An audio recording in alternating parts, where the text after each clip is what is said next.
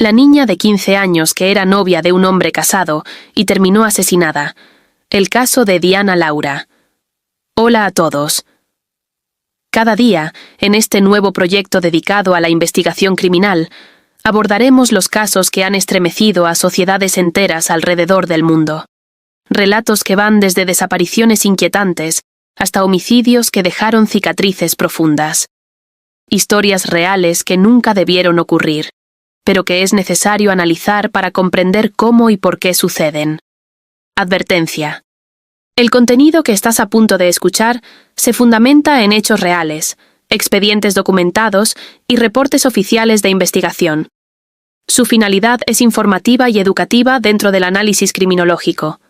Se recomienda discreción al espectador, ya que se tratan temas delicados que pueden resultar perturbadores. Las reflexiones expuestas corresponden a un análisis del caso y no reemplazan el criterio ni las determinaciones de las autoridades competentes. Este canal rechaza y condena cualquier forma de violencia. Imagina por un momento a una adolescente de 15 años, una joven cuya rutina transcurre entre tareas escolares, entrenamientos deportivos y aspiraciones propias de su edad. Sin embargo, en silencio, lejos de la mirada de su entorno, mantiene comunicación constante con un hombre que le dobla la edad. Un adulto que nunca debió cruzar ese límite. Alguien que, con el tiempo, terminaría influyendo de manera irreversible en el destino de su vida. Ahora imagina que las últimas imágenes conocidas de esta joven quedaron captadas por una cámara de seguridad. Se le observa subiendo a un vehículo, hablando por teléfono, cargando sus mochilas, sin saber que ese instante se convertiría en el último rastro verificable que el mundo tendría de ella. Hola a todos, yo soy Pedro, y estás por escuchar una historia criminal narrada aquí, en La Voz del Crimen. Antes de comenzar, cuéntenos desde qué lugar nos están viendo. No olviden dejar su me gusta y suscribirse para seguir conociendo más relatos reales que jamás deberían repetirse. Y ahora sí, iniciamos. Diana Laura Gómez Pillonunt nació el 4 de septiembre del año 2002 en la ciudad de Tijuana, Baja California, México. Desde temprana edad fue identificada por quienes la rodeaban como una niña de carácter sereno, responsable y respetuoso. Su sonrisa era una de sus señas particulares, una expresión que muchos recuerdan por la calidez y tranquilidad que transmitía. Su vida se desarrollaba dentro de un entorno familiar modesto, construido a base de esfuerzo constante y una convivencia relativamente estable. El núcleo familiar estaba conformado por su madre, su hermana mayor y su padrastro, quien asumió un papel activo en el hogar tras la separación de los padres biológicos de Diana. Aunque su hermana mayor ya no residía con ellas debido a que había contraído matrimonio, ambas mantenían un vínculo cercano y frecuente. Dentro del hogar, la relación más estrecha de Diana era con su madre, a quien vecinos y conocidos describían como una figura dedicada, atenta y protectora. En el ámbito académico, Diana destacaba por su disciplina y constancia. Sus maestras la consideraban una alumna aplicada, participativa y solidaria. Era común verla apoyar a otros compañeros y mantener un rendimiento estable en todas las materias. Su asistencia escolar era puntual y las ausencias eran poco frecuentes, siempre justificadas.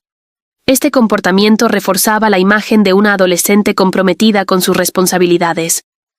Entre su círculo de amistades, Diana era percibida como alguien amable, optimista y con facilidad para integrarse a actividades grupales. Compartía risas, conversaciones y momentos cotidianos, manteniendo una actitud positiva que generaba un ambiente agradable a su alrededor. Quienes convivían con ella coincidían en que rara vez se le veía triste o retraída. Además de sus estudios, Diana dedicaba parte importante de su tiempo a la natación, disciplina que practicaba con regularidad y entusiasmo. Sus instructores y compañeros la reconocían por su puntualidad, su compromiso con los entrenamientos y su esfuerzo constante por mejorar. Esta actividad formaba parte esencial de su rutina semanal y de su identidad personal. A los 15 años, su vida reflejaba una adolescencia organizada y aparentemente segura. Convivencia familiar, buen desempeño académico, amistades sólidas y disciplina deportiva. Nada en su conducta indicaba señales de riesgo ni situaciones fuera de lo común.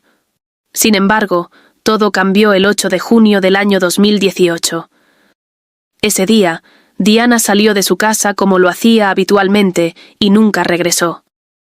A partir de ese momento, su nombre comenzó a aparecer en reportes oficiales, publicaciones en redes sociales y solicitudes públicas de ayuda. Su desaparición se convirtió en el centro de una búsqueda que involucró a la comunidad y que evidenció fallas importantes en los protocolos de atención ante la desaparición de menores en México.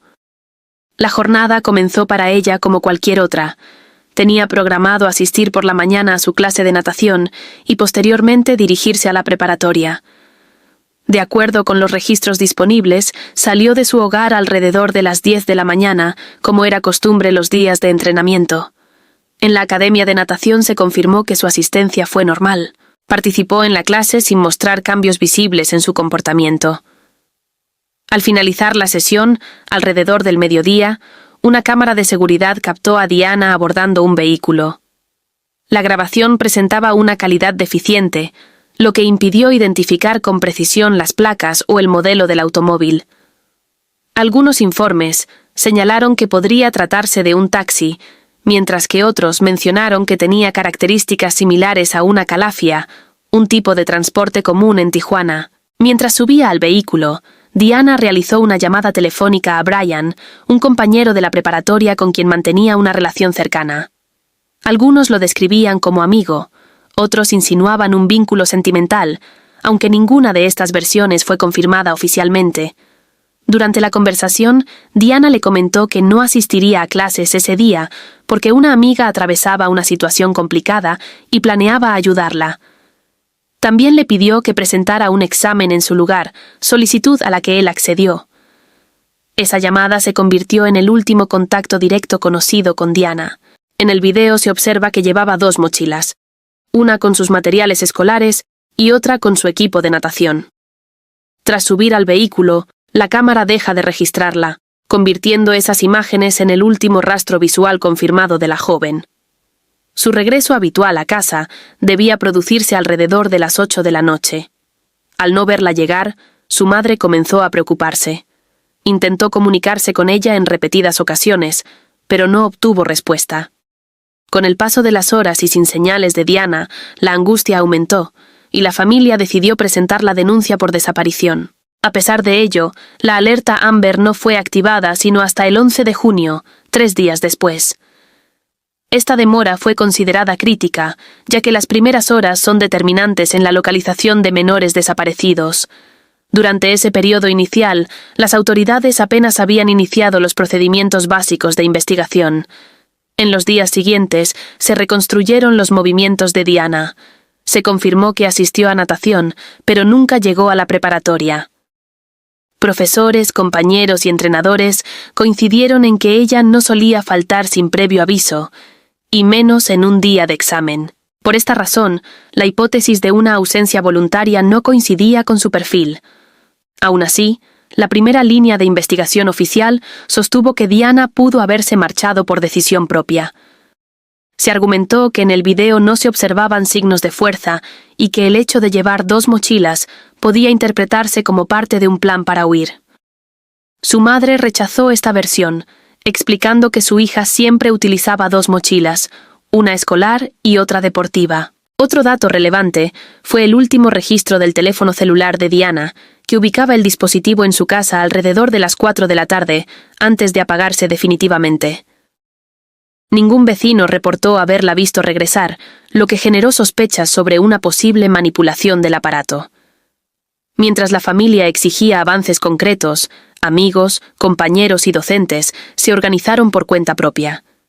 El 12 de junio, un día después de activarse la alerta, más de 4.000 estudiantes y maestros marcharon por las calles de Tijuana difundiendo su imagen. Pegaron carteles, repartieron volantes y saturaron las redes sociales con su fotografía. Sin embargo, estos esfuerzos no condujeron a una pista concreta. Esta primera etapa de la investigación dejó una percepción generalizada de una respuesta institucional lenta, basada en suposiciones poco sólidas. Mientras la comunidad actuaba de forma activa, la investigación avanzaba con resultados limitados, sumiendo el caso de Diana en un escenario de incertidumbre y falta de claridad. Desde el inicio, el proceso investigativo estuvo marcado por obstáculos. La familia de Diana percibió que, más que impulsar una búsqueda exhaustiva, las autoridades se enfocaron en justificar las decisiones iniciales. Para ellos, la activación tardía de la alerta Amber fue el primer indicio de que el caso no estaba siendo atendido con la urgencia que exige la desaparición de una menor. Aun cuando los días posteriores resultaban decisivos, las autoridades consiguieron revisar una grabación de una cámara de videovigilancia en la que se observa a Diana subiendo a un vehículo. El material presentaba una resolución deficiente, lo que impidió identificar con precisión las placas o el modelo del automóvil. Algunos informes señalaron que podía tratarse de un taxi, mientras que otros indicaron que el vehículo guardaba similitudes con una calafia, un tipo de transporte común en Tijuana. En las imágenes se aprecia que, mientras aborda el vehículo, Diana realiza una llamada telefónica dirigida a Brian, un compañero de la preparatoria con quien mantenía una relación cercana. Para algunos era simplemente un amigo, para otros existía la posibilidad de un vínculo sentimental. Ninguna de estas versiones fue confirmada oficialmente. Durante esa llamada, Diana le comentó que no acudiría a clases ese día porque una amiga atravesaba una situación complicada y planeaba apoyarla. También le solicitó que presentara un examen en su nombre, petición a la que él accedió. Esa conversación quedó registrada como el último contacto directo conocido con la joven. En el video se distingue que llevaba consigo 2 mochilas. Una contenía sus materiales escolares y la otra su equipo de natación. Una vez que el vehículo se aleja, la cámara deja de captarla, convirtiendo esa grabación en el último registro visual verificable de Diana. Su regreso habitual al hogar estaba previsto alrededor de las 8 de la noche. Sin embargo, al no verla llegar, su madre comenzó a alarmarse. Intentó comunicarse con ella en repetidas ocasiones, pero no obtuvo respuesta. A medida que transcurrían las horas sin noticias, la preocupación se intensificó y la familia decidió reportar su desaparición ante las autoridades. Pese a la denuncia, la alerta Amber no se activó sino hasta el 11 de junio, 3 días después. Esta demora fue considerada especialmente grave, ya que las primeras horas son determinantes en la localización de menores desaparecidos. Durante ese lapso, las autoridades apenas habían iniciado procedimientos básicos de investigación. En los días siguientes, se reconstruyeron los movimientos de Diana. Se confirmó que asistió a su entrenamiento de natación, pero nunca llegó a la preparatoria. Profesores, compañeros y entrenadores coincidieron en que no era una joven que faltara sin previo aviso, y mucho menos en una fecha en la que tenía un examen programado. Por ello, la hipótesis de una ausencia voluntaria no concordaba con su comportamiento habitual. Aún así, la primera línea de investigación oficial sostuvo que Diana pudo haberse marchado por decisión propia. Argumentaron que en el video no se apreciaba uso de la fuerza y que el hecho de llevar 2 mochilas podía interpretarse como parte de un plan para huir. Su madre rechazó esa versión, explicando que su hija utilizaba regularmente 2 mochilas, una para la escuela y otra para natación. Otro elemento relevante fue el último registro del teléfono celular de Diana, localizado en su domicilio alrededor de las 4 de la tarde, antes de que el dispositivo se apagara de manera definitiva. Ningún vecino declaró haberla visto regresar a casa, lo que generó sospechas sobre una posible manipulación del teléfono. Mientras la familia exigía avances, amigos, compañeros y maestros comenzaron a organizarse de forma independiente. El 12 de junio, un día después de activarse la alerta, más de 4.000 estudiantes y docentes marcharon en Tijuana para difundir su imagen. Repartieron volantes, colocaron carteles y utilizaron redes sociales para compartir su fotografía. Aunque estos esfuerzos no derivaron en una pista concreta, esta primera etapa dejó la impresión de una respuesta institucional lenta y sustentada en suposiciones poco sólidas. Mientras la comunidad actuaba por iniciativa propia, la investigación oficial avanzaba con resultados mínimos, sumiendo el caso de Diana en un escenario de incertidumbre y falta de claridad. Desde el inicio, el proceso estuvo marcado por obstáculos. La familia percibió que, más que impulsar una búsqueda exhaustiva, las autoridades parecían enfocadas en justificar las decisiones iniciales. Para ellos, la activación tardía de la alerta Amber fue el primer indicio de que la desaparición de una menor no estaba siendo atendida con la urgencia requerida. Pese a que los días siguientes eran cruciales, las autoridades insistieron en sostener la hipótesis de una partida voluntaria. Mientras esa postura se mantenía, comenzaron a surgir nuevas líneas de investigación. Entre ellas apareció la figura de un hombre de 35 años, identificado como Juan Manuel, taxista de profesión, con quien Diana mantenía comunicación desde enero de 2017. De acuerdo con su testimonio, el contacto se inició a través de redes sociales y se prolongó durante varios meses. Reconoció haber intentado establecer una relación sentimental con la joven, pero aseguró que ella se distanció al enterarse de que él estaba casado. También afirmó que llevaba más de 15 días sin verla al momento de la desaparición. La policía lo entrevistó, revisó sus mensajes y evaluó su coartada. Su esposa declaró que él permaneció en casa el 8 de junio, y no se encontraron elementos suficientes para vincularlo directamente con los hechos en ese momento. Aún así, el caso evidenció la vulnerabilidad de Diana ante el contacto con adultos a través de plataformas digitales. Ante la ausencia de respuestas claras, familiares y compañeros continuaron organizando búsquedas independientes. Distribuyeron volantes, realizaron manifestaciones y mantuvieron activa la difusión de su imagen. De manera paralela, las autoridades exploraron distintas hipótesis. Se habló de una posible venganza personal, de una ausencia temporal por decisión propia e incluso de la posibilidad de que la adolescente hubiera sido víctima de trata de personas, una teoría que muchos consideraban la más plausible. Sin embargo, la Procuraduría descartó esta línea sin presentar argumentos sólidos, limitándose a señalar que no existían elementos suficientes para sostenerla. Esta explicación generó inconformidad, ya que las hipótesis parecían cerrarse sin una investigación profunda. Con el paso de las semanas, las sospechas comenzaron a dirigirse hacia personas cercanas a Diana. Algunas voces cuestionaron el papel de su padrastro, quien declaró haber llegado a casa alrededor de las 6 de la tarde, el día de la desaparición. No obstante, el último registro del teléfono indicaba actividad 2 horas antes, lo que despertó dudas.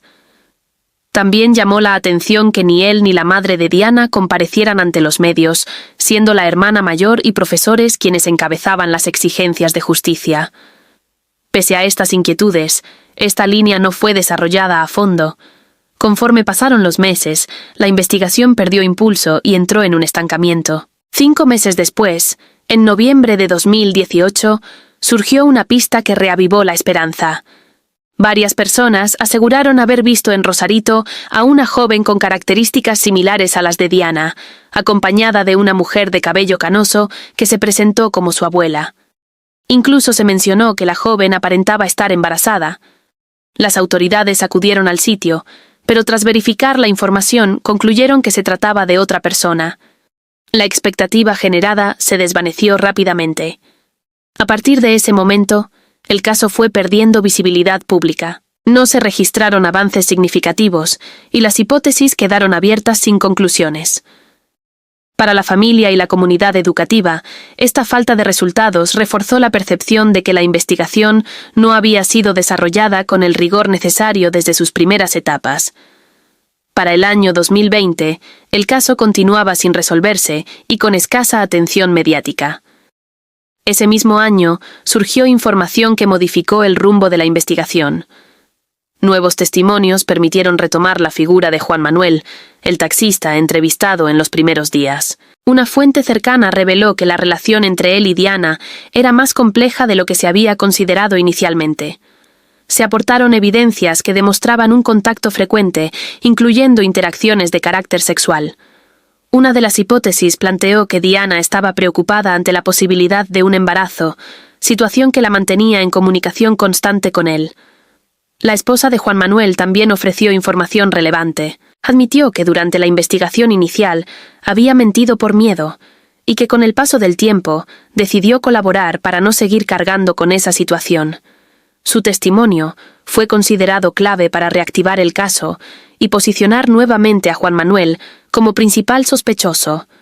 A esto se sumaron análisis más recientes de telefonía que permitieron establecer que ambos estuvieron juntos el día de la desaparición. Estos elementos llevaron a la Fiscalía del Estado de Baja California a solicitar una orden de aprehensión en su contra por el delito de desaparición cometida por particulares, agravada por la edad y el género de la víctima.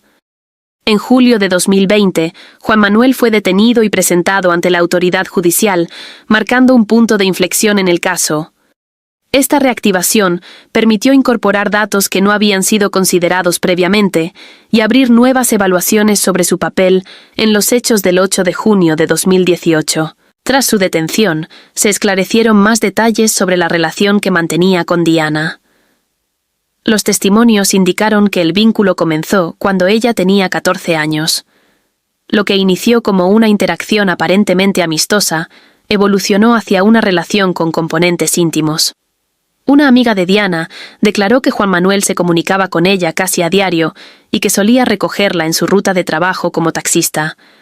También señaló que Diana tenía guardado su número bajo el apodo Love, lo que evidenciaba el tipo de cercanía que él fomentaba. La misma amiga relató que, tiempo antes de la desaparición, Diana expresó sentirse presionada por la relación. Comentó que temía estar embarazada y que Juan Manuel le había proporcionado una pastilla anticonceptiva de emergencia. Aún así, la ausencia de su menstruación incrementó su angustia. El proceso judicial avanzó en los años posteriores y finalmente, el 5 de noviembre de 2022, un juez emitió sentencia. Juan Manuel fue condenado a 56 años y 6 meses de prisión, además del pago de una indemnización de 725.400 pesos como reparación del daño. Pese a la condena, el sentenciado nunca reveló qué ocurrió con Diana ni ofreció detalles sobre aquel día. Esta falta de información dejó sin respuesta uno de los aspectos más importantes del caso: el paradero de la joven. Para su familia, ese silencio perpetuó la incertidumbre, ya que no se logró recuperar su cuerpo ni reconstruir sus últimos momentos. Diana estaba a punto de cumplir 16 años cuando desapareció. Su familia esperaba celebrarlo con ella, pero su ausencia sigue intacta. Su silla permanece vacía y su nombre se suma a la larga lista de jóvenes desaparecidas en México. La situación actual del caso refleja una realidad dolorosa. Aunque existe una persona sentenciada, la verdad completa sigue sin conocerse. Sin la localización del cuerpo, ni una versión clara de los hechos, el caso de Diana permanece como una historia inconclusa dentro de los registros de desapariciones del país. Al concluir este relato, queda claro que no se trata solo de una desaparición, sino de una cadena de fallas institucionales que marcaron de manera irreversible a una familia y a toda una comunidad. Cuando un sistema tarda en actuar, cuando las primeras horas se desperdician y cuando las hipótesis se sostienen sin fundamento, las consecuencias pueden ser irreparables. Historias como esta recuerdan que no basta con detener a un responsable. También es necesario revisar los procesos, cuestionarlos y exigir que ninguna menor vuelva a desaparecer sin una respuesta inmediata, profesional y coordinada. Yo soy la voz del crimen y acabas de escuchar una historia criminal. Si este caso te impactó, te invito a suscribirte, dejar tu me gusta y contarnos desde dónde nos estás viendo. Así podremos seguir trayéndote relatos reales que merecen ser contados y recordados. La verdad puede tardar, pero nunca debe dejar de buscarse. Hasta la próxima.